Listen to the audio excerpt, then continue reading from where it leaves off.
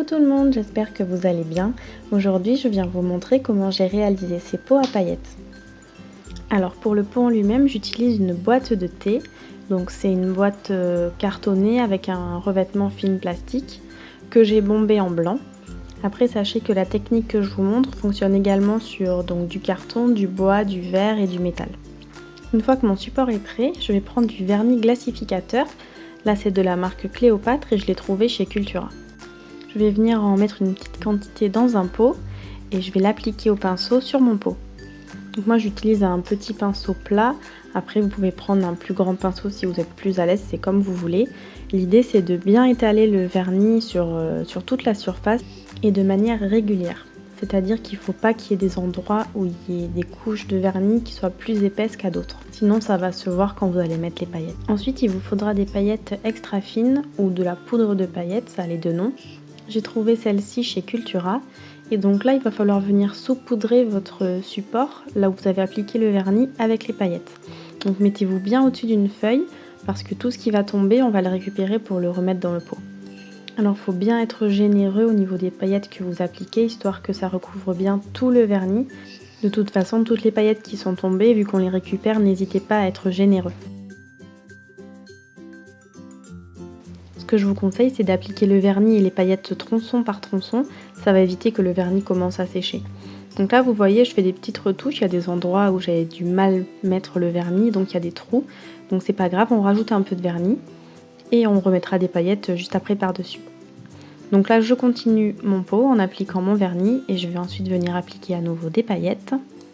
Et donc je vais répéter ces étapes tout le tour de mon pot jusqu'à qu'il soit entièrement recouvert de paillettes. Donc là, j'ai terminé. Je vois qu'à des endroits, vraiment, il y a des manques. Donc comme je vous ai dit, je remets du vernis et j'applique à nouveau des paillettes. Après, il y a d'autres endroits où il y a bien des paillettes, mais on voit en transparence le dessous. Ça, c'est pas grave puisqu'on va venir passer une deuxième couche ensuite. Une fois que j'ai terminé, je vais laisser sécher le pot pendant 1 heure. Une fois le vernis sec, on va venir passer la deuxième couche. Donc là, je vous montre une autre application du vernis. Si vous avez le même pot que moi, vous avez un embout conique avec un petit trou. Vous pouvez appliquer directement le vernis sur le pot, n'en mettez pas trop.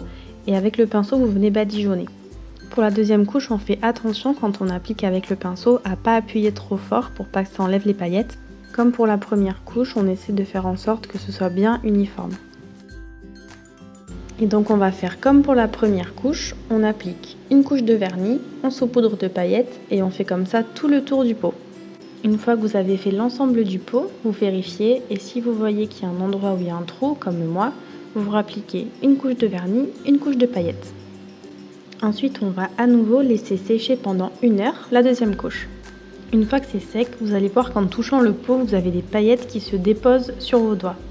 Donc pour éviter ça, on va venir passer une troisième couche, mais cette fois-ci, on va passer uniquement le vernis, sans paillettes. C'est ce qui va permettre de fixer le tout. Une fois que vous avez entièrement recouvert de vernis, il faut laisser sécher.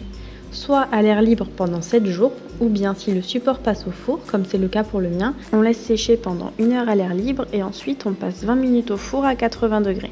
Une fois sorti du four, ça donne ça, c'est totalement sec et prêt à l'usage. Pour donner un peu plus de peps à mon pot, je viens rajouter un morceau de ruban que je vais nouer autour. Je brûle les bords pour éviter que ça s'effiloche à l'aide d'un briquet. Et voilà, mon pot est terminé. Je vous montre un autre modèle que j'ai réalisé avec des paillettes dorées. J'espère que ce nouveau DIY vous aura plu et je vous dis à très bientôt. Bye bye!